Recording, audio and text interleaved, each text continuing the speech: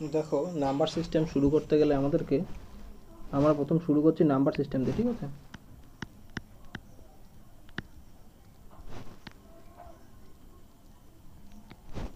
আর এটা আমরা যেহেতু রিজনিং পড়বো তাই সেটা নাম্বার সিরিজ, ঠিক আছে? নাম্বার সিরিজ পড়তে গেলে প্রথমে আমাকে বর্গগুলোকে ভালোভাবে জানতে হবে। বর্গ, ঘন, এগুলোকে জানতে হবে। যেমন 2 এর স্কোয়ার কত? 4। এরকম 2 থেকে 36 পর্যন্ত বর্গ আমার খুব ইম্পর্টেন্ট। ঘন, বিশেষ করে একের ঘন তো জানি, 1 থেকে 26 যদি পড়ে রাখা যায় এগুলো খুব ইম্পর্টেন্ট, ঠিক আছে? এই নাম্বার সিরিজ করার জন্য এই বর্গ আর ঘন খুব বড় একটা রোল প্লে করে, সেটা আমরা পরবর্তীতে বুঝতে পারবো আলোচনা করতে করতে। নাম্বার সিরিজে কেমন ধরনের অঙ্ক থাকে?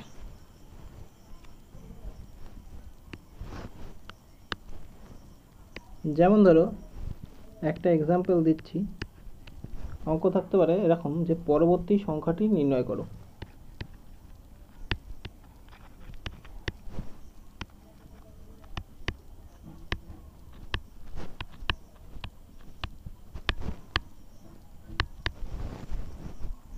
এক, 4, 9, 16, 25 পরবর্তী সংখ্যা কি হবে? দেখো এই জিনিসটা ছোটবেলা থেকে করে এসছো, এইটা নাম্বার সিরিজের এইসব কোনো ব্যাপারই না। যেমন এটা 1 এর স্কোয়ার, যেমন এটা তুমি বুঝতে পারছো, এটা 1 এর স্কোয়ার, 2 এর স্কোয়ার, 3 এর স্কোয়ার, 4 এর স্কোয়ার, 5 এর স্কোয়ার, নেক্সট তাহলে 6 এর স্কোয়ার 36 হবে। এই ধরনের অঙ্ক থাকে, ঠিক আছে? এইগুলো তো সোজা একদমই, কিন্তু আমরা বেসিক কিছু অঙ্ক করব যেগুলো একটু কঠিন টাইপের অঙ্ক হবে, ঠিক আছে? যেমন ধরো যদি উদাহরণ দেওয়া যায়, অজানা সংখ্যা নির্ণয় করো। 1, 3, 7, তারপরে জিজ্ঞাসার চিহ্ন 31, 63, এই জায়গাটায় কী হবে নির্ণয় করো। পজ করে 10 সেকেন্ড রাখো এবং এটা চেষ্টা করো।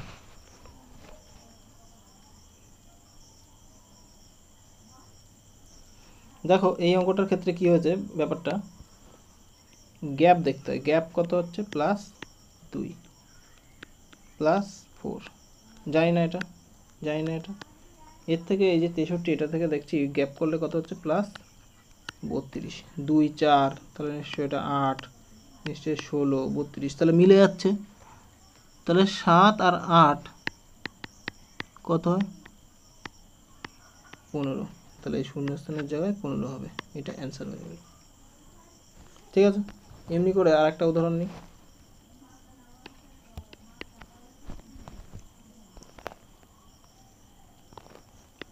2, 3, 7, 16,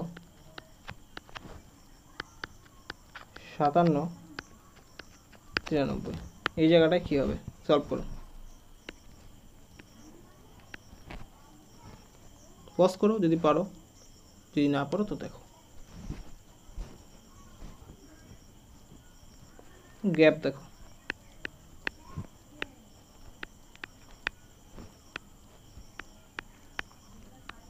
কত হবে আন্দাজে বুঝে গেছো? এটা 1 এর স্কোয়ার, 2 এর স্কোয়ার, 3 এর স্কোয়ার, নিশ্চয়ই 4 এর স্কোয়ার হবে, যোগ 16, 16 যোগ 16 কত হয়? অ্যান্সার কত হবে? 32, ঠিক এইভাবে চলবে। পরে কতগুলো এক্সাম্পল এরকম হচ্ছে, এগুলো হচ্ছে নাম্বার সিরিজ। এই নাম্বার সিরিজটা জটিল আকারে পরীক্ষাতে দেয়, এত সহজ অনেক সময় দেয় না। সেই প্যাটার্নগুলোই এই ভিডিওর মধ্যে পুরোপুরি আলোচনা করা হবে, তোমরা দেখতে থাকো। দেখো এই 4টে অঙ্ক তোমরা চেষ্টা করো, কতটা পারছো সেটা দেখো, পজ করে চেষ্টা করো, যদি না পারো চলো দেখিয়ে দিচ্ছি। প্রথমটা বলেছে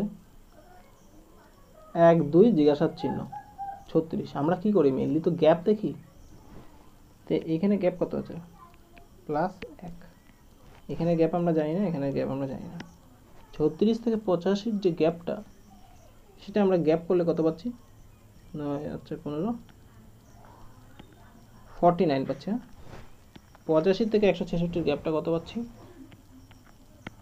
81 পাচ্ছি। কিছু বুঝতে পারছো? এটা পাচ্ছি 121। তাহলে এটা কিসের স্কোয়ার? 9-এর স্কোয়ার বেড়েছে, 11-এর স্কোয়ার বেড়েছে, সাথে দেখো 2 2 করে স্কোয়ার বাড়তে বাড়তে যাচ্ছে। এটা 1-এর স্কোয়ার, 2 আর 1 3-এর স্কোয়ার, 3 আর 2 5-এর স্কোয়ার পেয়ে গেল সব। তাহলে আমি 2 প্লাস 3-এর স্কোয়ার কত হবে? 9, 9 আর 2 কত হয়? 11, 11 হয়ে যাবে আমার এটা অ্যান্সার। আশা করি বুঝতে পেরেছো।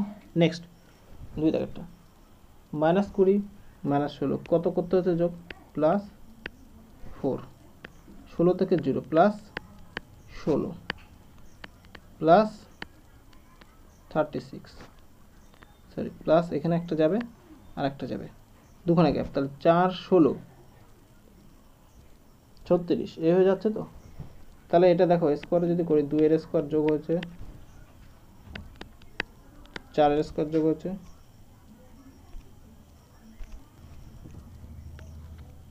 6 এর স্কোয়ার যোগ হয়েছে, তাহলে নিশ্চয়ই 8 এর স্কোয়ার যোগ হবে, তাহলে যোগ 64 হবে। 36 64 যোগ করলে 6 4 10 9 1 6 3 আর 1 10, অ্যান্সার কত হবে? 100। এই অঙ্কটা দেখো 100 গ্যাপ জানি না, 85 70, তাহলে কত গ্যাপ হচ্ছে? 85 থেকে 70 -15, 70 থেকে 50 -20, 50 থেকে 25 -25। এবার নিশ্চয়ই বুঝে গেছো। তাহলে এটা কত হবে? -10, এটা কত হবে? -5, অ্যান্সার কত হবে? 95। ব্যাস, এটা দেখো 120 119 গ্যাপ কত? 1, গ্যাপ কত? 4, 9 মাইনাস করে করে যাচ্ছে, কত? 16, পরটা কত হবে? -25, তাই তো স্কোয়ারগুলো মাইনাস হতে হতে যাচ্ছে, অ্যান্সার কত হবে? 65। নেক্সট এই 4টে অঙ্ক রিজনিং